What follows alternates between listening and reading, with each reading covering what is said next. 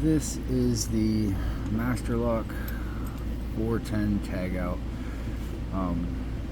6-pin core, I believe. Yeah, I mean, we all know about masterlocks. Most of them are, the cores are not good, and then you have these ones with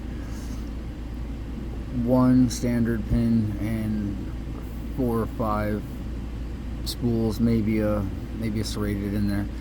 This one, I have a video of a masterlock 410. This is not the same one. I just got this one.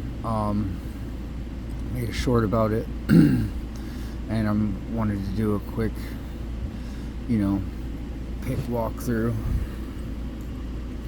of all the masterlocks. I mean, of all the locks I've picked so far, the other 410 I have,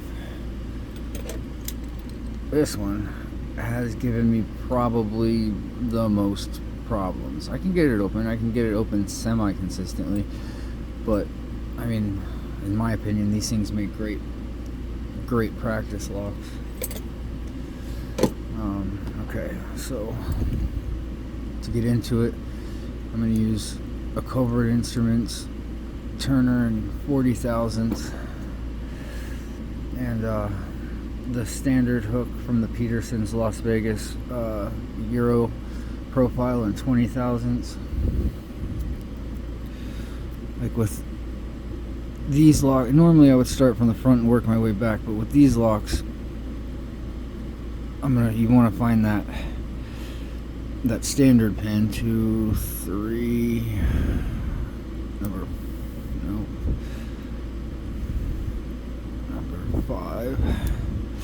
And then it goes into a false, and it goes right into a false set when I touch number 5. So now I have to go through and find the spools.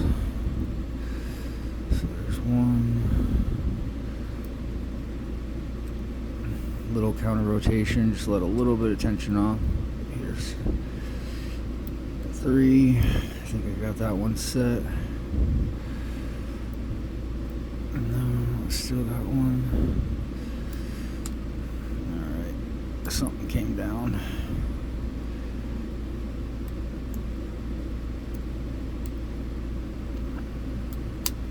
So that was number 3.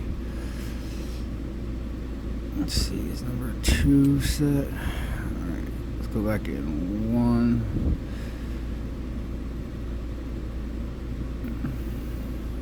No, 2.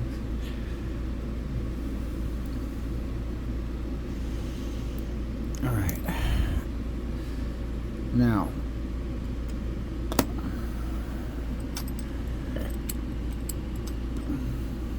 okay, there you go. So